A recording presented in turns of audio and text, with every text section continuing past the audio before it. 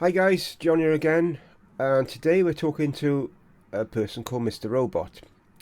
And due to some of the subjects we're going to be talking about today, will remain anonymous. That's why he's not on screen as well. So, Mr. Robot, would you like to tell us a bit about yourself? Yeah, sure. Hello, everyone.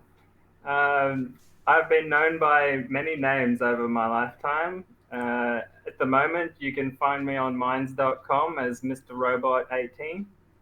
And I don't call myself this, but many have called me a medicine man or a shaman over my life.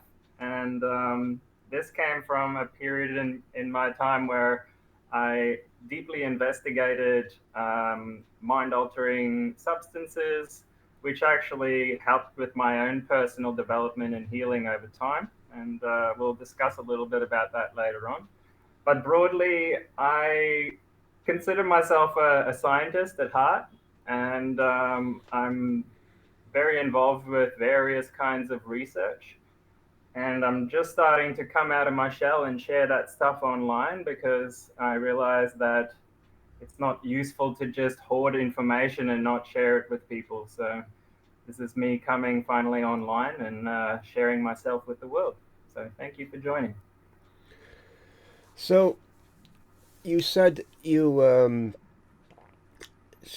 helped your development down through the drugs that you were taking, the hallucinogenic drugs or whatever I don't whatever you call them. Sorry. Um, so, did you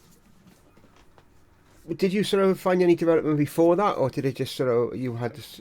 How did it really start? Your sort of on your Okay, we'll spiritual talk side. about that. But firstly, what's come up for me is the word drugs, right? Yeah. Because I find it's a bit of a loaded word at times because a Okay. lot of things come up for people, like it kind of gets misused really Yeah. because it's kind of a layman's term for a really broad range of things, right? Like, for example, a drug can be a medicine, it can be abused, but ultimately what I like to call the broad term of all these substances, as I call them substances, because that's all they really are, is they're chemicals that have an effect on the body or the mind, and that's why we use them. And we tend to label them after the things we use them for. For example, we'll take something like codeine, for example, and call it a painkiller, right?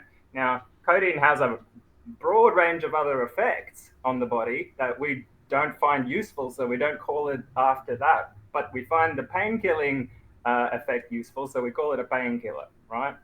Now, the same goes for pretty much every other medicine you've ever heard, like, uh, you know, uh, anti-diabetic drugs or pro-convulsant or anticonvulsant or sleep medication, like everything is labeled after the effects that we use it for. But it's Mm.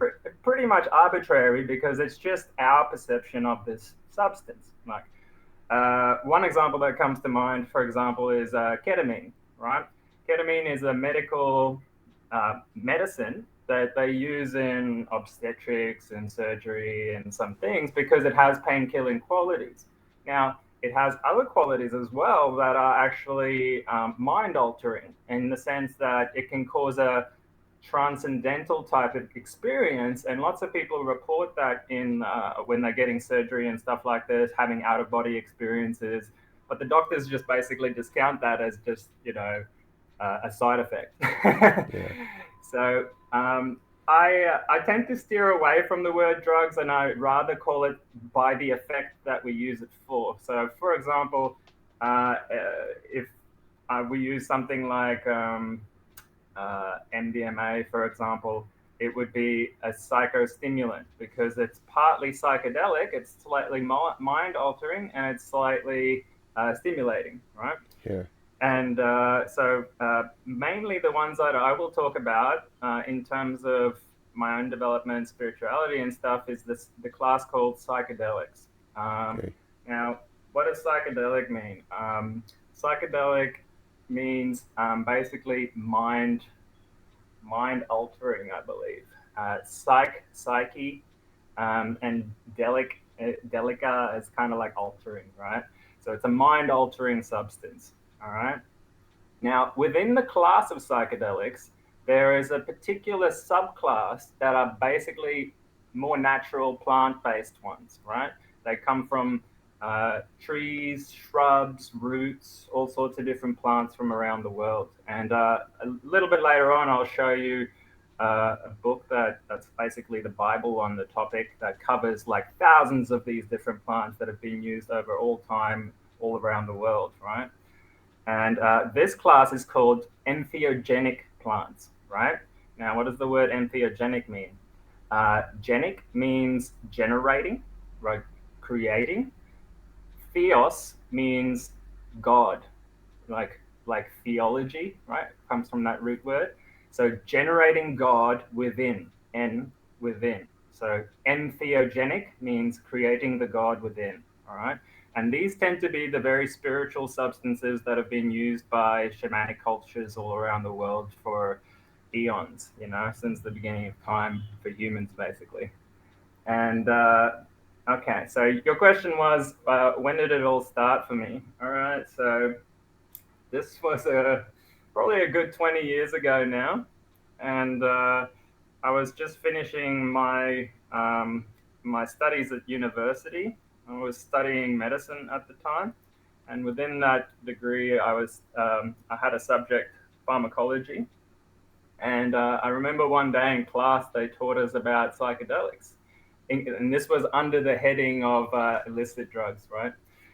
And they talked a little bit about how hallucinations can occur as a side effect of these drugs or as an effect of these drugs. And I was like, and they described a little bit of what a hallucination is and stuff like that. And I'm like, thinking to myself, how is it possible that you can take something that essentially scrambles your brain, right? This is the view of a doctor, and then these intricate visions come out. How does that work? You'd think like if you scramble a radio signal, you just get static, right? In my mind, I'm thinking, why are these like intricately amazing things seem to be happening with people when you're just scrambling the signal? So that didn't make sense to me at first. And I was like, okay, I was very curious at that stage. I was like, I really would like to experience this to find out for myself for what this is, because like medical textbooks tend to be very flippant on the issue. Anyway, I tried to get my hands on some LSD back then, and couldn't. And I actually believed it had gone extinct since the 1980s and 1960s, and haven't been heard of since. I didn't know anyone with it or anything like that. So I went on with my life, just kind of bookmarked it in my mind, and then one day I met a chemistry student, and he's like, I don't have that, but I've got DMT. I'm like, what's DMT? And he's just like, well, the way he described it to me is like, it's like LSD, but it only lasts for 10 minutes and it's 10 times stronger. I was like, what? 10 minutes? I got time for that, And what I had read about psychedelics at that point was what you know about them or what you believe about them alters the effect. So your perception of it actually can change the experience of it as well. And I thought to myself, well, as a scientist, I don't want to alter the effects. I want to see the true effects. So I made sure that no one told me anything about it. I didn't want to know what the effects were. I didn't want to know. I wanted to know as little as possible. All I wanted to know is it safe? So I went on erowid.org and I looked at some like reports on it for safety, and unanimously across the board, everyone said it was safe. Like it's probably one of the safest drugs you can take, mainly because it's an endogenous, meaning it occurs inside your body naturally anyway. So your body has a really good way of regulating it. It'll break down excess amounts of it very, very rapidly. Anyway, so once I knew it was safe, I'm like, yes, okay, I'll try it. And silly me, I didn't look up how to actually take it. I just assumed. But anyway, me and a friend at college at the time sat down. We'd like turn the room into this like shanty space with like tie dye things everywhere and put on some like monks chanting music and stuff like this. And I smoked it in a pipe, and it comes in a crystal form, kind of like a wet, oily crystal, and it just melted straight through the pipe, and I hardly got anything in me. And I was like, oh, whatever. And I gave it to my friend. He had some, and because it actually you're meant to vaporize it. You're not meant to just like nail it with a lighter because flames actually break it down, right? And so, just before I go on, and for anyone who doesn't know, DMT stands for dimethyltryptamine. It's a hormone that's in your body that basically causes you to dream at night. Okay, it gets released by the pineal gland in the brain, and it's associated with um, near-death experiences. It's associated with uh, dreaming and altered states, natural altered states, basically. But the ones that we have good data on is the dreaming stuff, because that's sort of like a repeatable experiment. And they've done a lot of animal studies and human studies on this. And it is now confirmed and verified that it is produced in the human body. For a long time, there was a dispute around that because we only found it in animals, because it gets broken down in the body within like 5 minutes. So it's difficult to get a sample out of the brain in 5 minutes before it breaks down, if you know what I mean. But they've detected the precursors to it, and they've detected it in the urine when it breaks down. So it's been pretty much verified now, and so the whole pathway in the body has been elucidated now.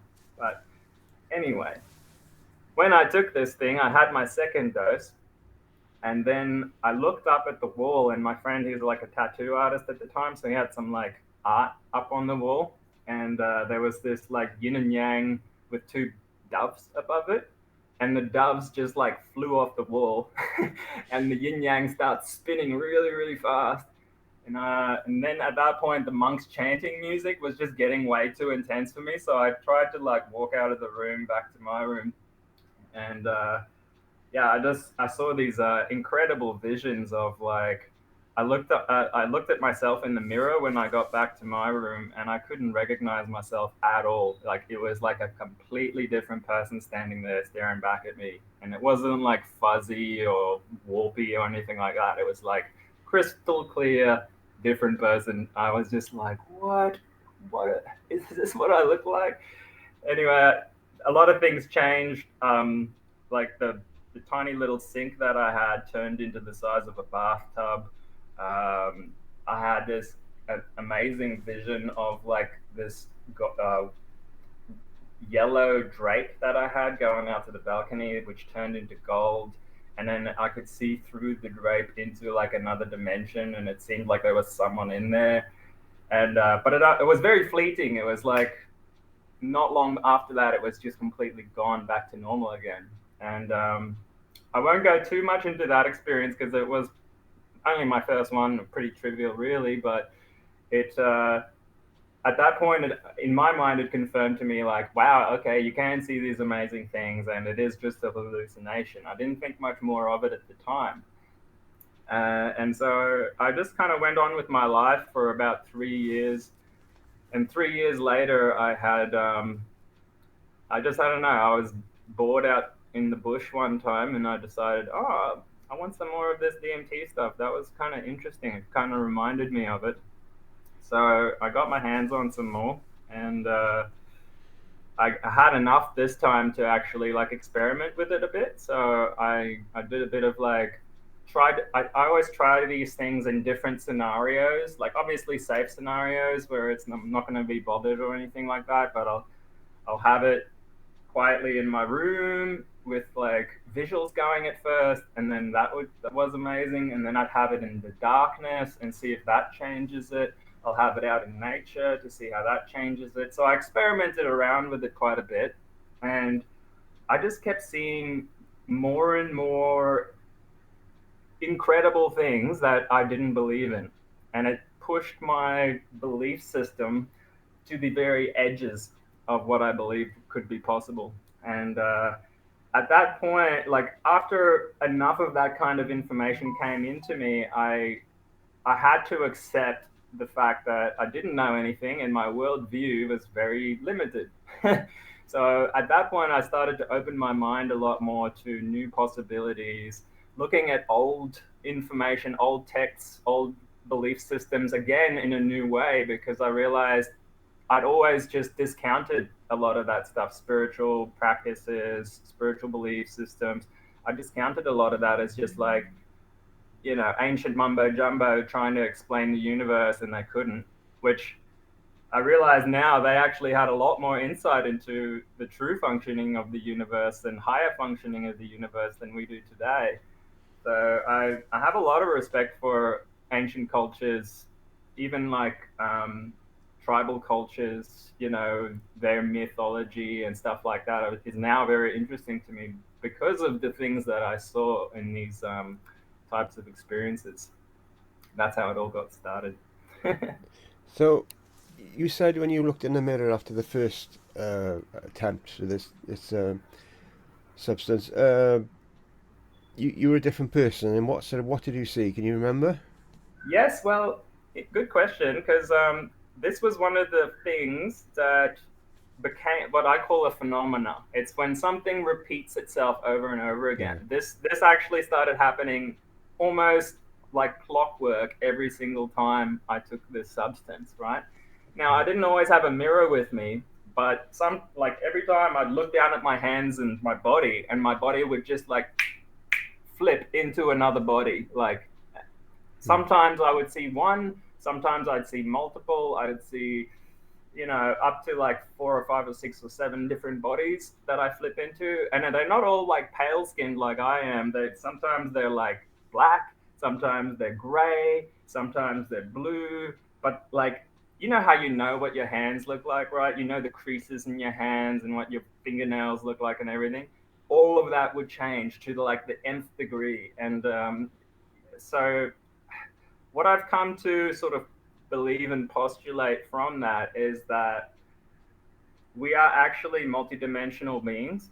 And when we go into these higher states of consciousness, our vibration raises to a point where we go into the next octave of existence, or we cross over into the next radio station of existence, if you will. Hmm. And we can have some of that bleed through, and you can see some of that here. And it's really interesting because it opens my mind to the idea that possibly we are living multiple lifetimes at once, you know, Yeah. and it's made me sort of start to think that maybe there isn't quite such a thing as time, or what time is isn't like exactly what we think it is, because yeah, to be able to live multiple lifetimes at once, to me, when you go into these higher states, it seems like you can even see all time as one from certain vantage points. And so, we call it time space, okay, because we're moving through space, a hyperdimensional space, right? And we call that the a timeline, or the arrow of time. But if you can imagine from a higher perspective, looking down at time space, there is the potential of multiple timelines. And, so yeah, anyway, I'm not going to go into that too much. I just mainly want to focus on the things I did see and what sort of came of it. But yeah. Um, some people reckon that our higher selves are up in heaven or wherever your belief system is, and a higher place, and we it's just a part of ourselves, like in like the dimension we're in now. So a lot of Mm-hmm. people believe that. So technically, it could also mean that part of ourselves is in the 1800s right now, or in the future right Mm-hmm. now. It could be Mm-hmm. split over multi dimensions, like you said, because that Yeah. would make sense, to be honest. Yeah. Because like we're energy at the end of the day, and so that Have would I make sense to spoken to me. you about remote viewing before? Uh, Not to me, no. Okay.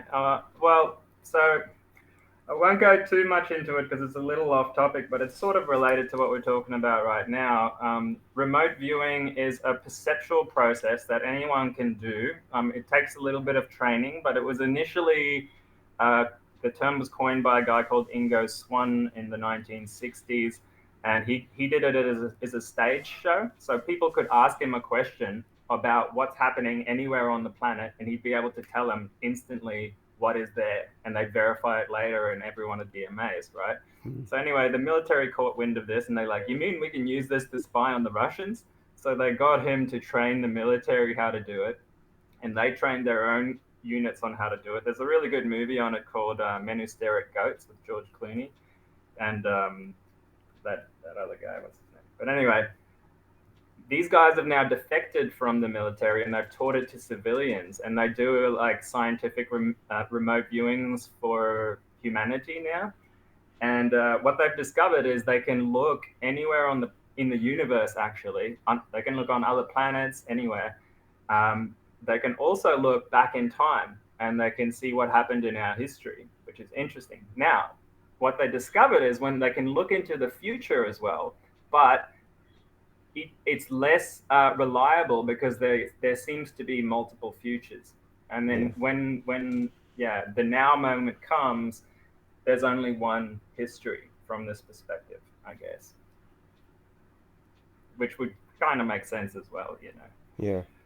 So Mm. what about when they went into the past? Was there Well, multi paths, or was it just one path? no, well, from what I've seen, it just seems to be one past. So Yeah. everyone gets the same data about the same location at a certain time. Yeah. Okay. Which is useful because we can look stuff up that we didn't know about the past, and they've been doing that for quite a long time.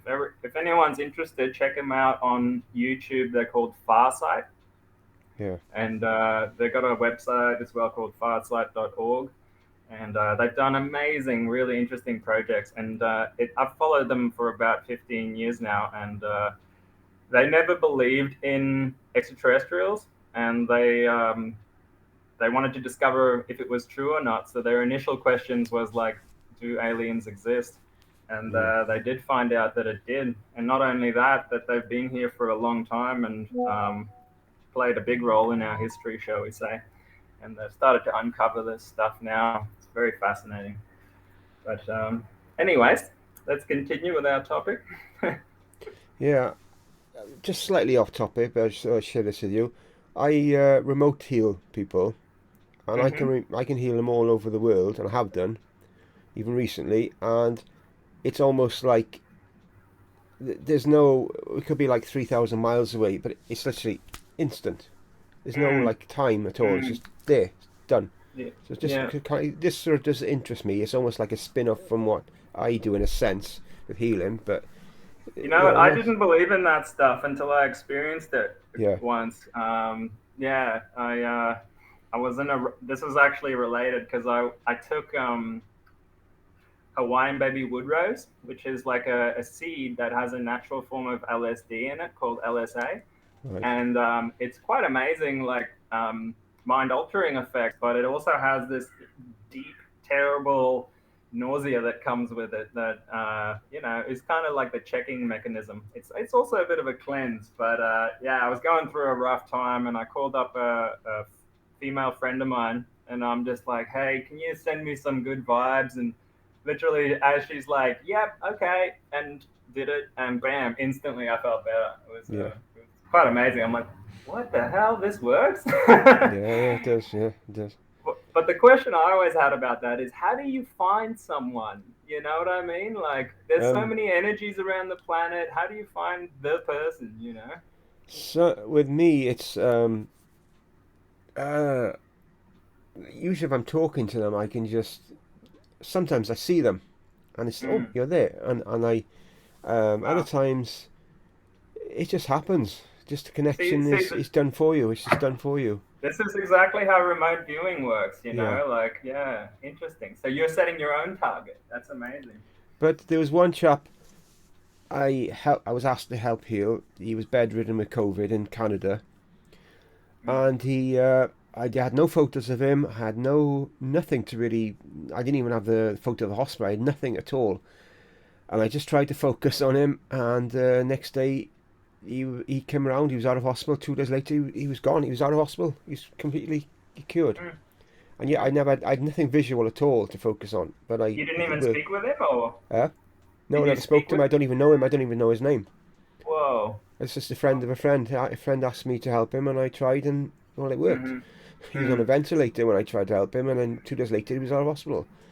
Oh. So I was very pleased about that. But So I've got a little bit of a story related to this. Hopefully, I can make it not too long. Um, I also have had experiences like this. Took actually quite like I've always wanted this kind of experience, but I never got it at first when I started on my spiritual journey with psychedelics and stuff. But I always wanted to meet higher entities. You know, something more intelligent than myself, I guess.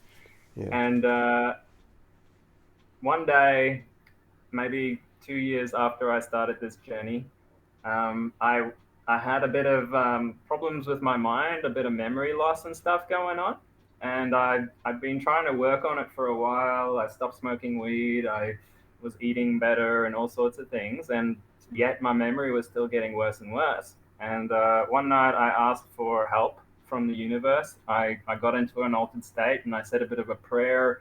I called in a bunch of energies from different people and scientists that I respect, and then also I asked, like, the last thing I said was like, oh, if there's any benevolent extraterrestrial brothers and sisters out there willing to help me, now's the time.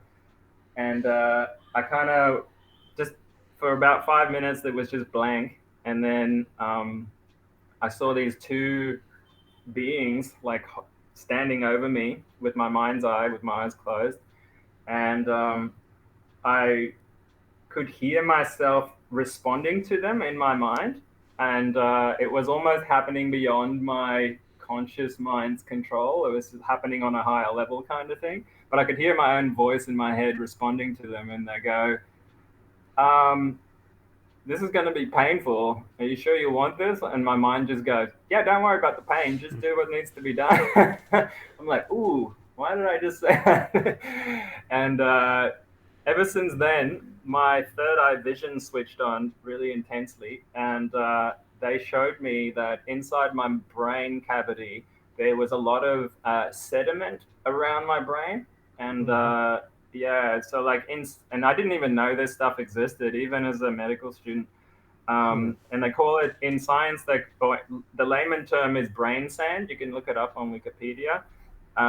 It's when a lot of sediment from the water you drink ends up crossing the blood-brain barrier, usually around the pineal gland area, all because right, the pineal gland is the only part of your brain that is in direct contact with your bloodstream.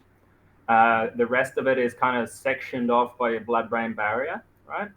And so what happens over time is like calcium, fluoride, some metals get crosses that barrier in the pineal gland and goes into the cavity of the water around your brain, the cerebrospinal fluid.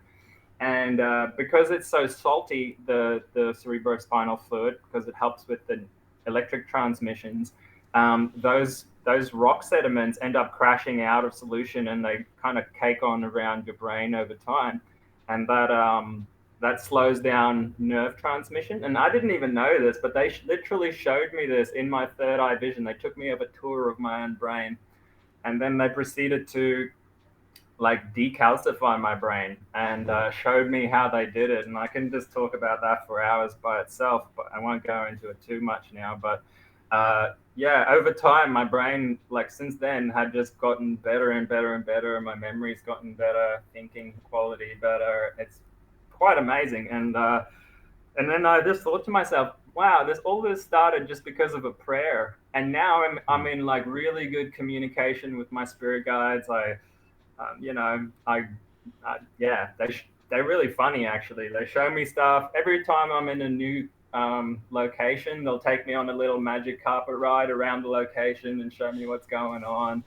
Yeah, it's quite interesting. yeah, And so my theory is that these spirit guides that operate on that higher level, they're probably the ones that connect us to these sources in a like intelligent way, because they have such a broad consciousness. It's like they can be in a million billion places at once, you know.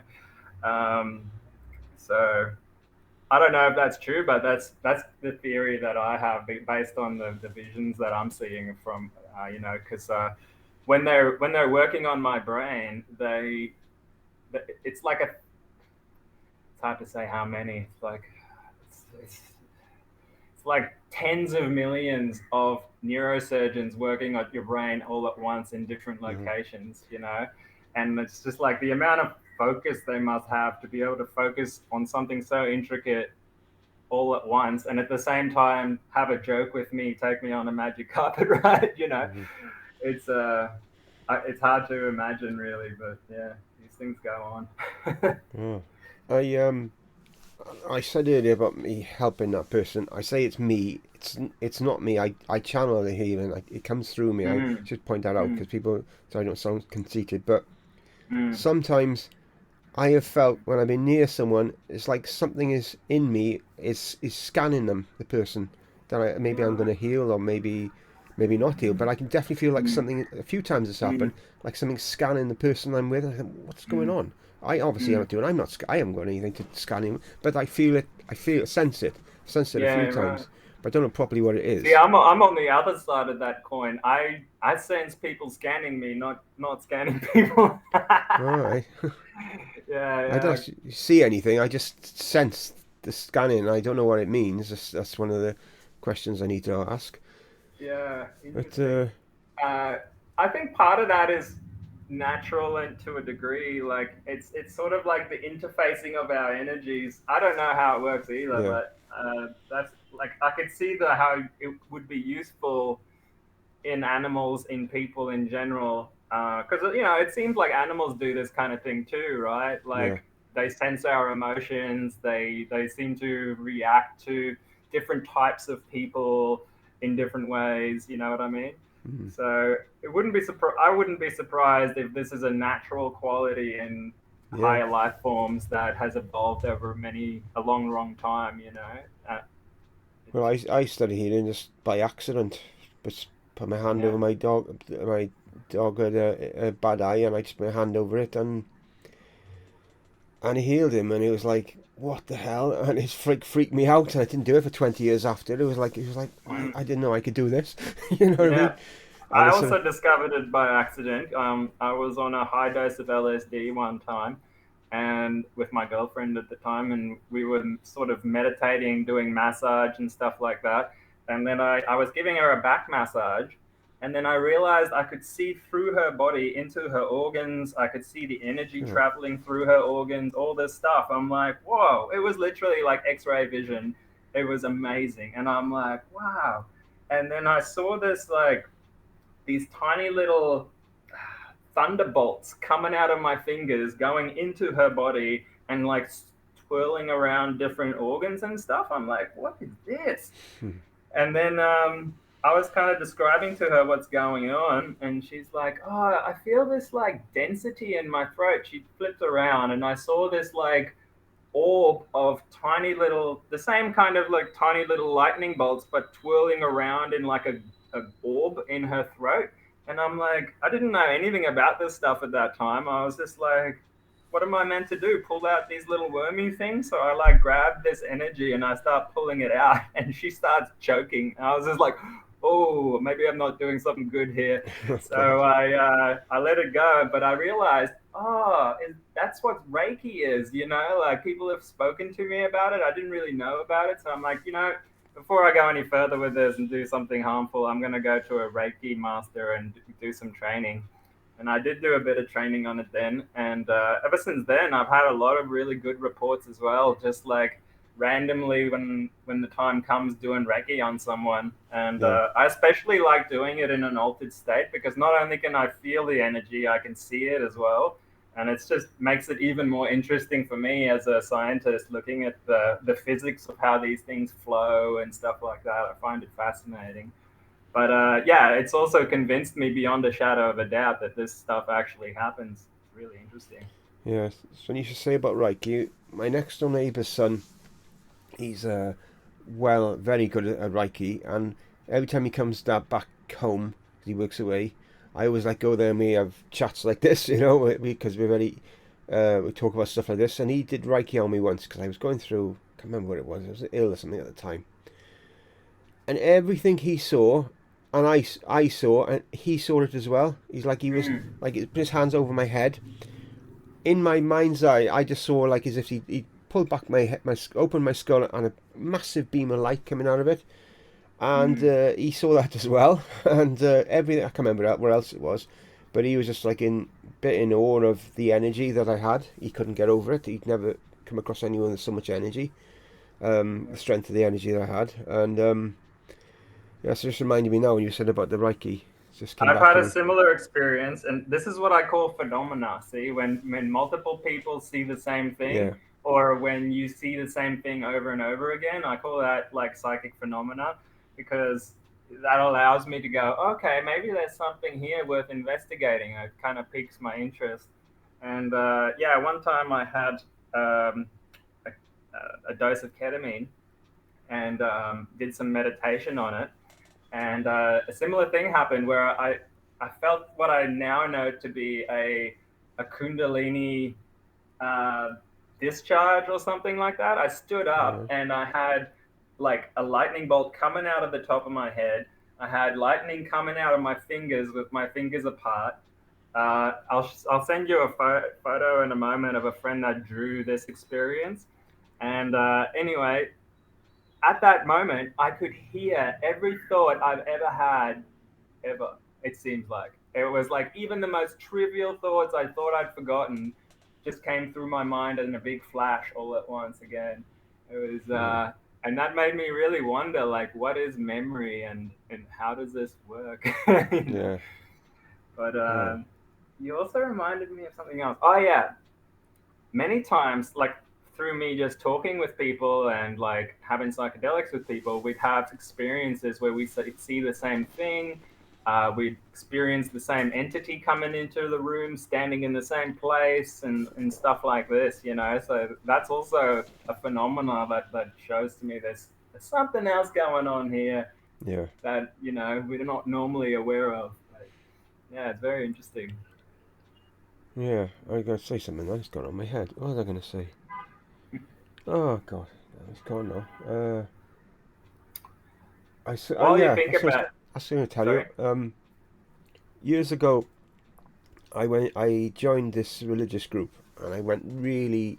It was like a spiritual awakening for me as well, at the root of it all.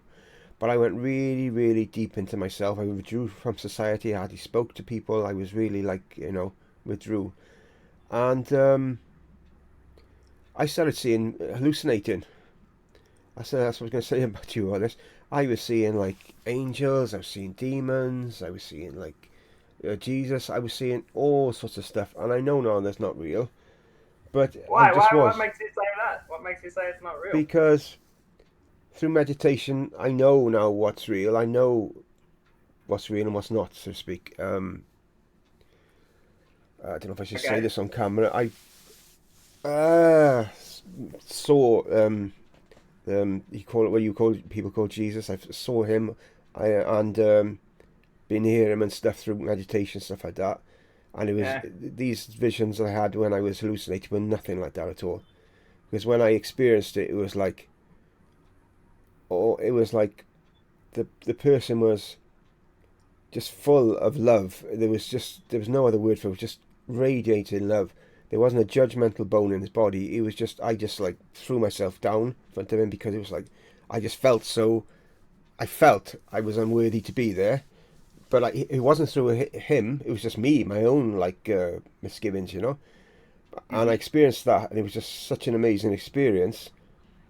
When I was hallucinating, no, it was just not that at all. It wasn't right. That wasn't right. But that wasn't through the way that you experienced hallucination. I'm pretty sure what Well, you experienced well, was spot on. here's the thing though.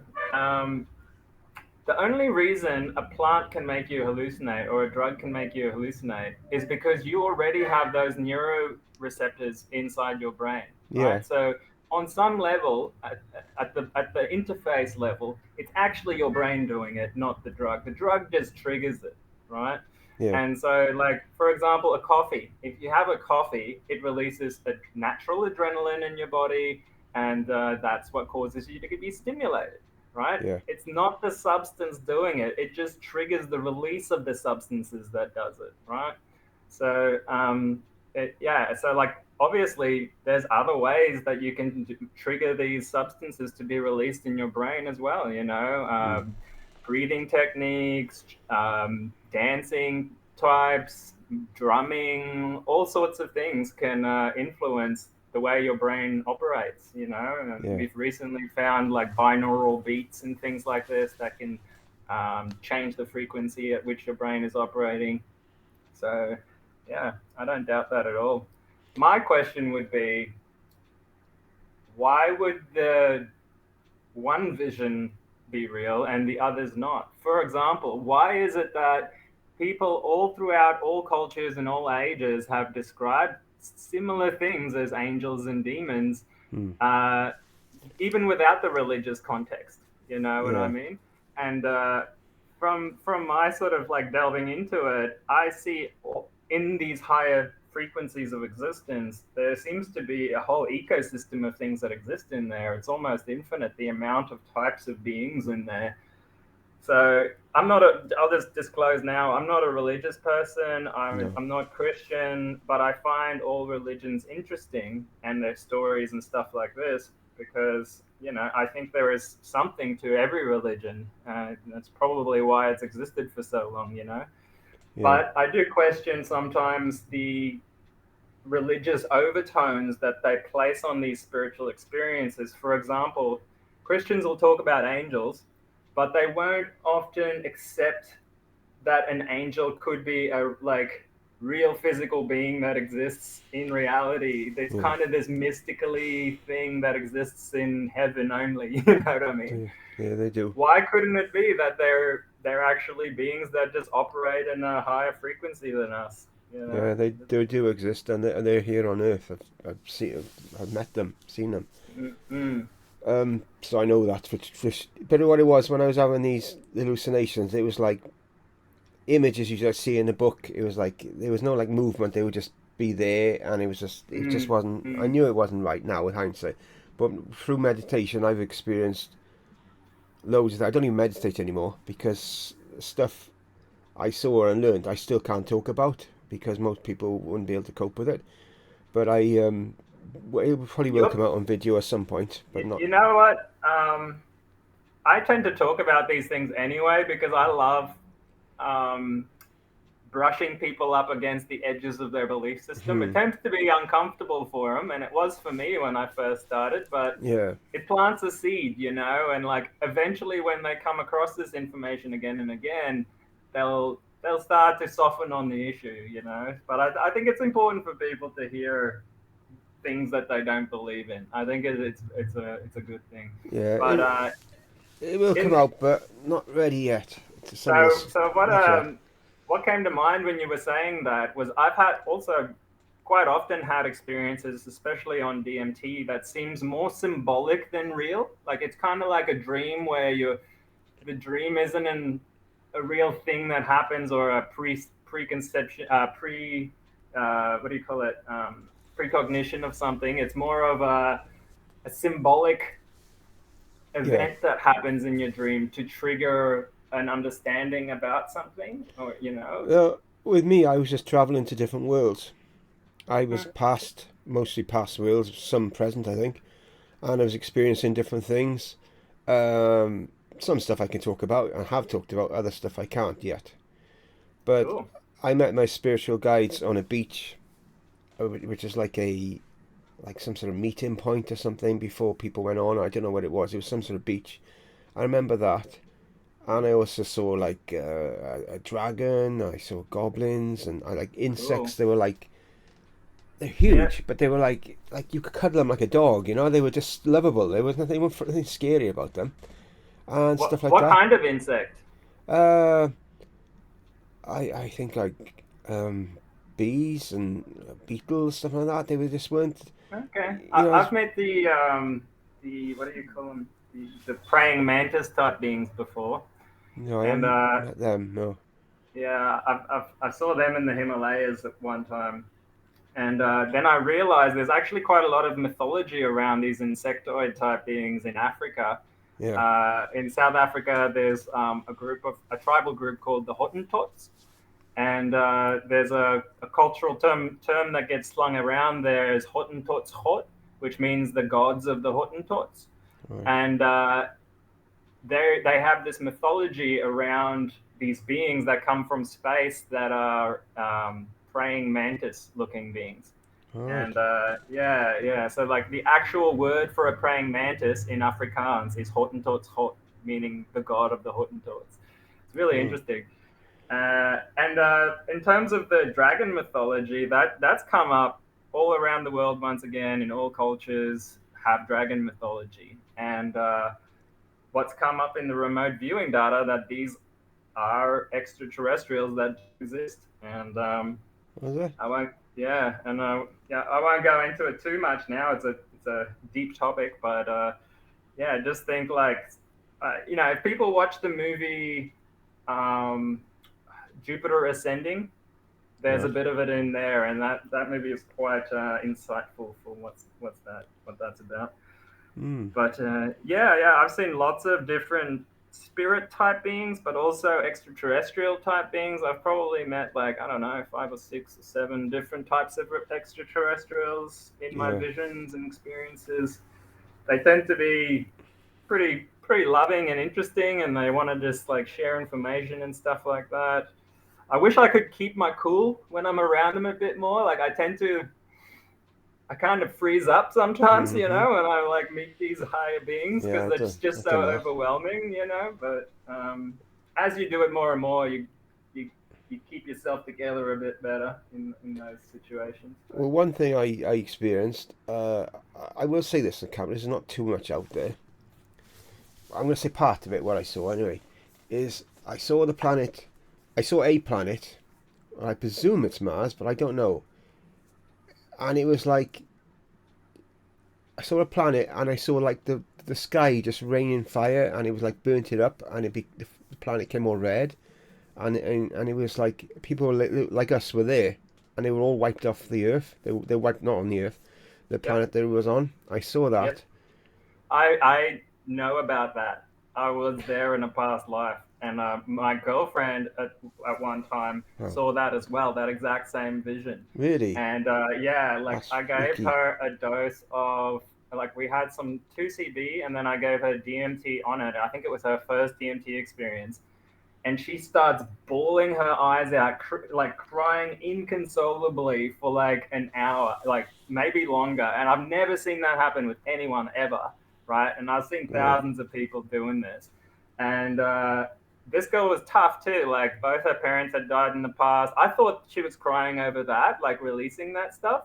But I spoke to her later on, and she goes, "No, that's not what I was crying about." She says, "I was a little baby being held by this woman, and she had green skin, and a voice came into my head that was narrating the experience, and she saw a city made out of stone around her, and she saw these objects come from the sky, and basically the voice said, 'We destroyed it. We killed our mother.'" And then she turns into a ball of light and shoots off into space as the whole planet explodes. And literally, as she was saying that, I was busy reading a book, an article that was on that exact topic, talking about a planet that existed in our solar system called Maldek. And it existed where the asteroid belt is now between Mars and Jupiter. Yeah. And that was a planet once. There's the sun, then there's planet, gap, planet, right? And that gap is the asteroid belt. There was clearly a Oh. planet there one time. And when you Google the law of one channelings, they talk about how this planet was destroyed. There was basically a civilization on Mars and a civilization on this other planet, Maldek. and there was wars between them back then, and a kind of nuclear war basically destroyed Maldek, and the blast radius took the atmosphere and the ocean off Mars and turned it into a desert planet. And you can even verify this for yourself by looking at scans of Mars, and you'll Hmm. see half the planet is peppered with like things that have hit it, and the other half is completely clean. So it's like clearly a blast has come from one direction and peppered the planet. And when you zoom out on like Google Mars or whatever it is, you can see how there's these clear ocean lines where there was an ocean once upon a time. So Oh. very interesting, very interesting Well, I topic. experienced that. I've not taken any hallucinogenics ever. When I was younger, I think I smoked cannabis about 3, 4 times. That was about it. I've never have, and so it just came from me from meditating. I went through a Mm, spell where I was meditating all sorts of stuff. So loads. Just I can't remember half of it now. that's awesome. And that was one of the things that stuck in my mind. I remember seeing it. I remember I was like, I was there. I was experiencing it. Wow. It was like, wow. Sometimes I'll talk about this topic and I'll just spontaneously start crying, and I have Yeah, no idea why. I just feel like I'm connected to it somehow, and yeah. I sort of, I don't, um, I don't know. It's just something about it. It's. I don't know. I don't know what to say. But it's definitely intrigued me. You know, you should look it up, man. You should yeah, look up that story because it's fascinating. It's like it's been explained by multiple channels around the world now, and there's yeah. quite a lot of information on it. I will. I'd Yeah, say we'll look the into that. um, the primary source you should probably look at is the raw material, the law of one. Yeah. There's like channelings that was done in the 80s, and it's like they've got like an encyclopedia of it now. You can search it, but if you type in the word Maldek, Maldek, Yeah. you'll find the story. And Wow, it's pretty so cool. the like normally I wouldn't put a whole lot of like belief around something like this, but literally as like a few weeks after we discovered this through my girlfriend, right? We go camping and we run into this old fella that's been around. Um, like he's basically lived in the bush for half his life. His name's Poppy Rainbow, and we run into him. We end up camping with him next to this creek, and we start telling him about this story, and he goes, "What? You know about Maldek? I know about Maldek too. I used to be there. I see this stuff in my meditations all the time, you know." And then we were just like, "Whoa, there's something going on here," you know. Wow, that's Yeah, freaky, isn't it? The chances of yeah. me, every time I mention it, it's to you and you know about it as well. It's like, what the chances, isn't it? I You know, know, right? I know. that's It's really weird. and also these Farsight people that I told you about, they did a remote viewing on it like way back in the day, and they also discovered the same thing. So we got Hmm. multiple sources of verification on this thing now, and I think it warrants quite a lot more investigation because it kind of seems like a big deal, you know. It's not very far away from here, and like things so big happened that it's changed every like the course of history to a huge extent, right? Hmm. So, and I worry that if we don't learn from history, we're doomed to repeat it. And Hmm. we just see now like the same types of militaries getting built up again, arming themselves to the teeth with nuclear weapons. Like, I mean, the word nuclear gets thrown around in the media now like it doesn't mean anything anymore, you know? Yeah, no, it's It's true. kind of That's very crazy. true. So anyway, So, tell me something. Do you believe in the modern day view that modern day man has only been around about 10,000 years, or do you believe that there were superior um, technological beings around before that? I'll tell you what I believe, and I use the word believe lightly because I don't I don't fully believe something until I can Yeah. completely know it for myself, you know, and unless I have my own remote viewing experience on this topic, I can't say like yes, I 100% believe this, but I will say that I give it a lot of credence because I've seen multiple sources of this type of information, and it kind of ties into kind of the scientific information that we know, right? Yeah. So scientifically, we know that Homo sapiens sapiens, our species, has been around for about 500,000 years, according to the historical record.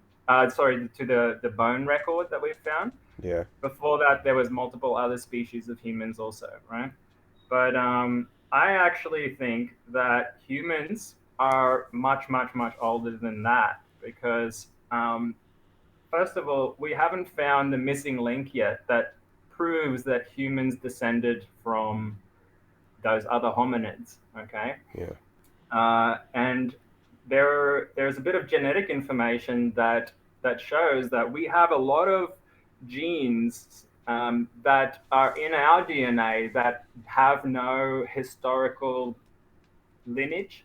Okay, Yeah. so like these genes seem to have just appeared in humans so suddenly that it can't quite be explained through evolution. So the guys that actually discovered DNA, or like what DNA is Francis Crick, right?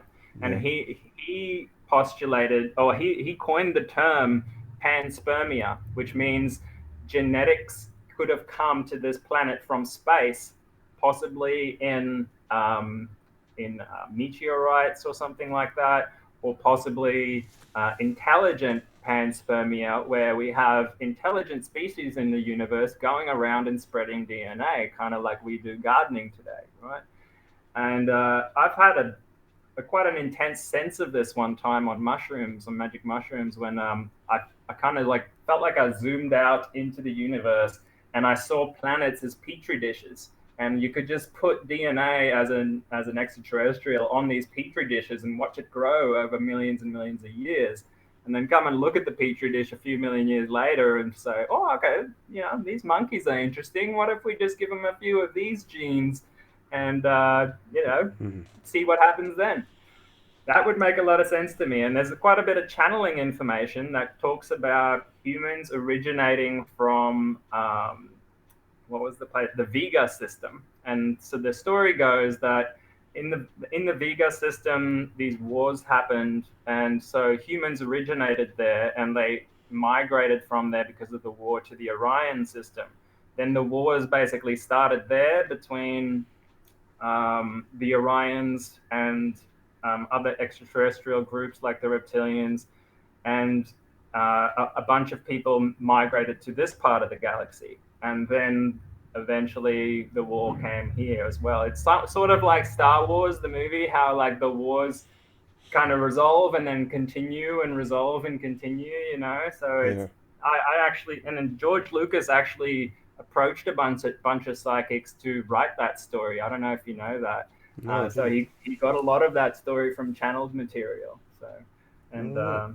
yeah, same with the Star Trek people, Gene Roddenberry or whatever his name is. Yeah. Yeah, they all approached like psychics to help write this story. So it makes you Oh. wonder, like, where does this come from? And once again, you can look it up in the raw material, the raw channelings. Type in Star Wars, and these higher beings that were being channeled said that Star Wars is basically a children's story for real events that happened in the ancient past.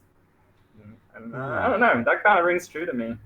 I don't see why aliens wouldn't have wars over millions of years. We do it Yeah. here. Well, that's pretty So, interesting. Yeah. What and about like if you said there were civilizations on Mars and the other place, Malvik, I think you called it, is it? Malvik? Maldek, yes. Do you think descendants from there might have come to this planet as well? Yeah, so what I think is souls, because you can kill a being, but you can't kill a soul, Yeah, right? the So soul, yeah. souls tend to incarnate in on different planets to learn different things. And Yeah. I also think like proximity probably plays a role. So I think karmically, these beings that died in this ancient war, their souls are probably karmically tied to the solar system. Yeah. So I believe that the reason there's been such a huge explosion in human life over the last, 500,000 years is because of these old wars, and these souls are now incarnating here to replay out those old scenarios and to supposed to spiritually learn from it and resolve the karma. Okay, Hmm. and yeah, and there's a lot of interesting kind of elucidations to it in religious history, especially ancient Egyptian religions, where initially the ancient Egyptians believed in the god Osiris and Isis, right? And Osiris came from the star Sirius, according to the ancient Egyptians. Okay, so he, what we would call today an extraterrestrial. He came from the star Sirius. He came here and was like a god king to them. And then there was an interruption in history. They call it the first intermediate period, where history in ancient Egyptian like history just stops. A lot of the texts and everything of this period was just completely erased. The statues were broken. The texts were carved off the walls. And then after that, the major religion changed. Osiris was no longer the major deity, and this group of other reptilian-looking deities became the major pantheon. They call it the Ogdoad. You can look it up on YouTube, on Wikipedia. You can see a picture of them. They had these frog-like, reptilian-like faces. But yeah, to me, like that's just another, I don't know, example of how even to the modern day, how the extra like, what the ancients would have called the gods, would Hmm. influence human history. And it seems to me that they tend to not want to expose themselves because it causes problems for them. So they kind of operate in the background. Yeah. But those with the right abilities can see these things. And the Farsight people have actually figured out a way to record this stuff now. So they figured out that cameras in the infrared spectrum can actually Oh. film extraterrestrial craft and stuff like this. And anyone in the public can do it now. It's not just the military. Wow. Mm. Wow. That's pretty fascinating. Yeah, well, it's all out in the open now, right? Like they're Yeah. just blatantly saying this stuff on in the mainstream media now. Like these spaceships flying around all the time. We supposedly don't know who they are, Hmm. but yeah, it Wow. is interesting because it opens up the belief system to so many more possibilities, right? If there's one, there must be more than one, Hmm. and if there's 1,000, how many are there in space? Yeah. Yeah. We've only just discovered the technology to find out how many planets there are out there, and there's billions. So Hmm. plenty of surface area for life to develop out there. No reason why it wouldn't. Especially if DNA didn't come from this planet, right? So Yeah. Francis Crick said the reason he came up with the word panspermia is because the DNA molecule itself is so complex that there hasn't been enough stable time on this planet ecologically for it to develop naturally, right? So like it had to have come from somewhere else because there hasn't been enough time on this planet for it to evolve. So if DNA did come from space, then it would grow in every place it could. Look at how the wide spectrum of environments that life can exist on this planet. It can exist in volcanic vaults down at the bottom of the ocean. It Hmm. can develop in the Antarctic. They found bacteria there. So there's no reason like life wouldn't exist all throughout space everywhere. Wow. I feel like we could be talking for hours. Honestly, it's Yeah, like I don't think we can cover a fraction of what I wanted to spep to you about. It's just an hour's gone now already. I think it's just like where's the well, we time can go? do it again sometime if you Yeah, want, I'd like that. Yeah, because because I didn't cover some of the things I'd like to as well.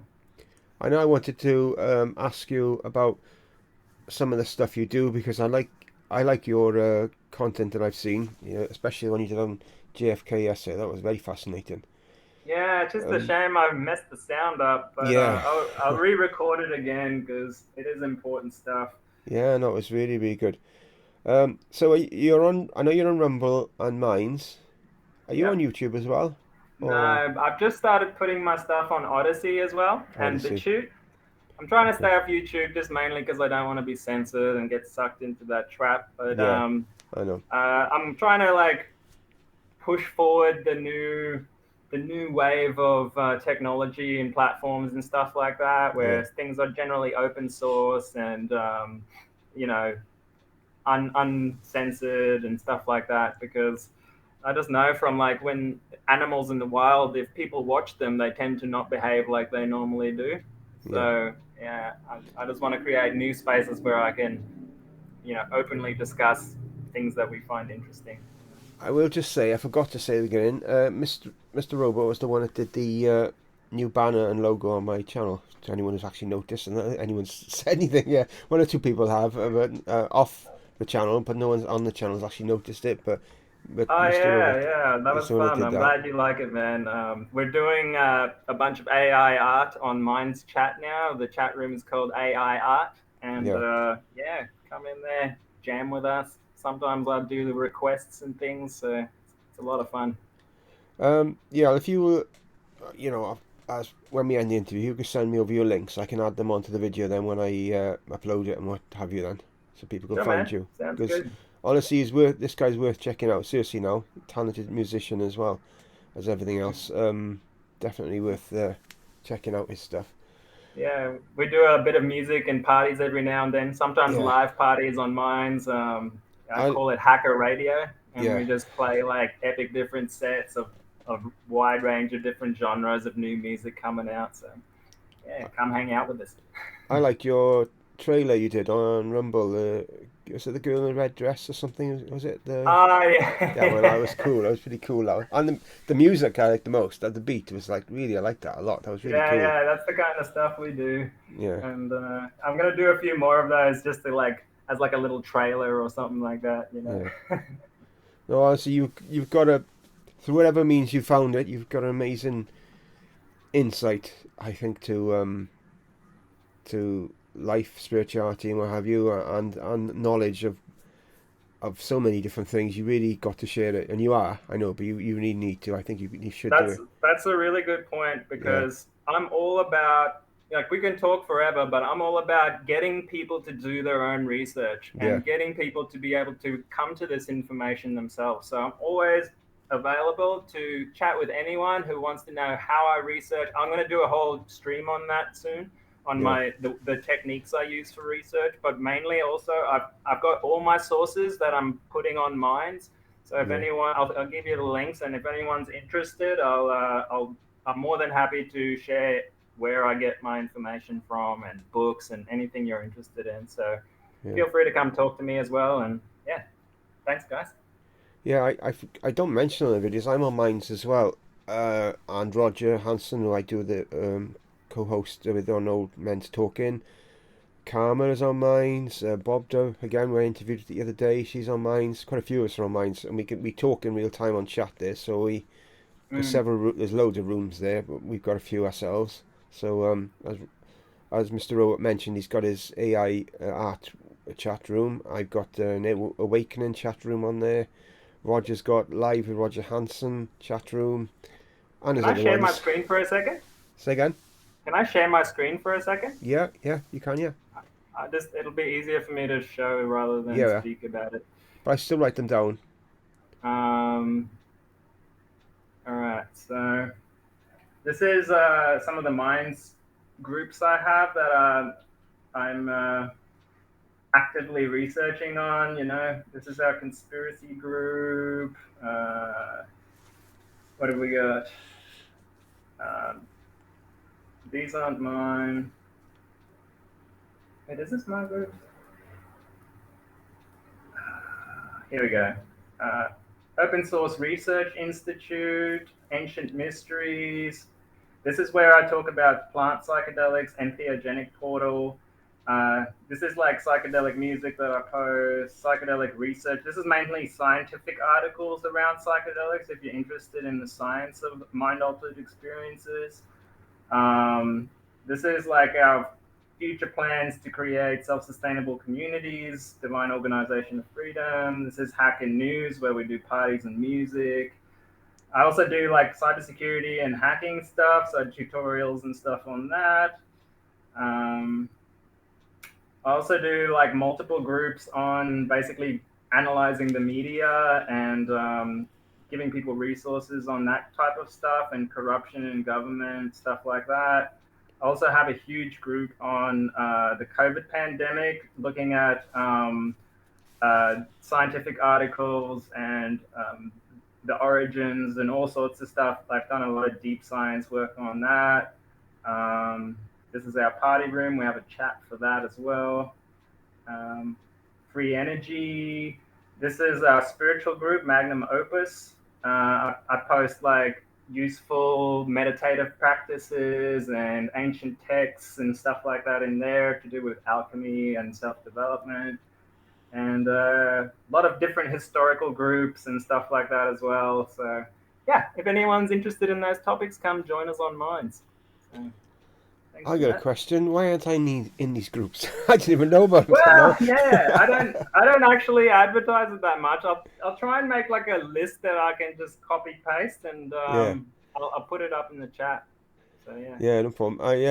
You have to add me some of these. Some of them I'm very interested in. I'm only in your the AI art one. It's only what I'm Okay. in. Well, yeah. Okay, I'll do that today, and I'll put Yeah. a list up. So yeah. Just trying to find my screen again. Stop sharing. Right. Oh yeah, I'm back again. So, anything else you want to share before we wrap this up? I just want to say thank you to everyone for tuning in, and yeah, I appreciate it. Come and chat with us if you're interested in these topics, and hopefully I can come on again and Yeah. talk your ear off some more. No, I definitely really enjoyed it. I just, as I said to you before I started the interview, I'm very drained, tired out the last few days, different reasons. I'm not going to on camera, but I really enjoyed it. Sort of very interested, Yeah, especially I had a lot of fun, man. You yeah. did really well, so thanks. Okay, there we are then, guys. I'm going to wrap this up, and thank you for Mr. Robot for joining us today. So till next time, guys. Bye for now.